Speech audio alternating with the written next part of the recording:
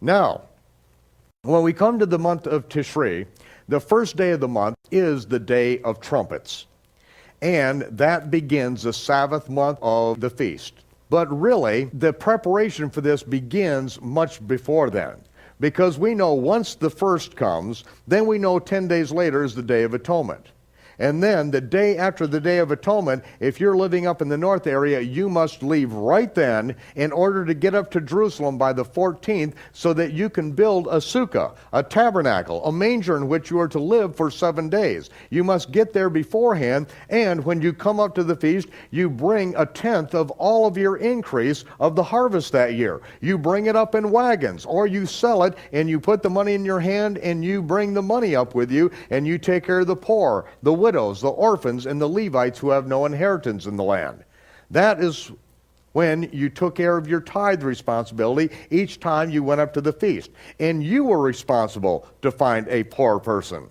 You were responsible to find widows and orphans. You were responsible to find the Levites who have no inheritance in the land and are living to teach the word of God to God's people.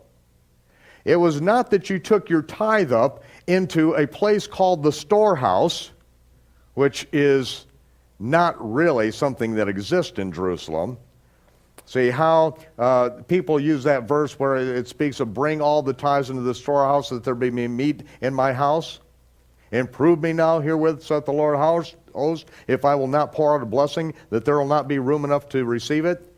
What they try to, in the Western Gentile church, they try to fabricate a concept in which there is a storehouse, probably up on the Temple Mount. It says storehouse right on it, etched in stone, and you're required to bring all of your tithe in to put it in that storehouse.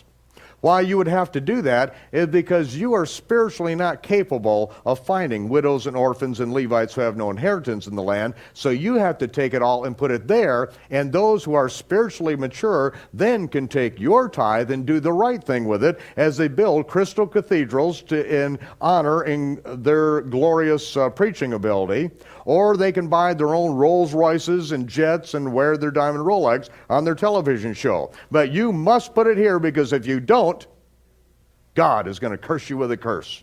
He's going to give you cancer. He's going to kill you early. These are the kind of things that are taught by that. But there is no such place in Jerusalem or Israel as the storehouse that you take all your tithe to. The storehouse is the prophet pointing right back to the Torah, because the storehouse is you give to the poor, the widows, the orphans, and the Levites have no inheritance, and you are loaning to God, and God will repay you. That is the storehouse. The storehouse is in the Torah. It tells you what you're to do with your tithe. And this is the very issue that the Messiah dealt with. Remember, he took so many times, he took us right to Judgment Day in the parables. Why to Judgment Day? Because at that point, there's no way you can change it. There's no recourse. It is Judgment Day. You will be judged for what you've done. And this man comes before him and says, Lord, haven't I done wonderful things in your name? Haven't I cast out demons in your name? Haven't I raised the dead? I've done many mighty, wonderful works in your name. And he said, hold on just a minute, buddy. I was naked, and you never gave me anything to wear. I was cold, and you never gave me a blanket to warm myself. I was starving, and you never gave me any food. I was in prison, not because I did anything wrong, but because I was doing what was right. And they imprisoned me, and you never came to comfort me. I was hungry, and you never fed me. And the man said, whoa, just a minute, Lord. When did I see you like that? I checked the green room before every television show, and there was always plenty for our guests. And he said, because you didn't take care of these. I told you specifically to take care of the poor, the widows and the orphans and the Levites who have no inheritance, and you didn't do it. Instead, you launched off on your own thing, started building your own egocentric religion, and you never did what I told you to do. Now get out of my sight. You don't know me, and I don't know you. Real harsh, real hard. Why did he do it? because now we have the opportunity to change. We can change things now. And it is at this time that when we go up to the feast, that's what we take care of.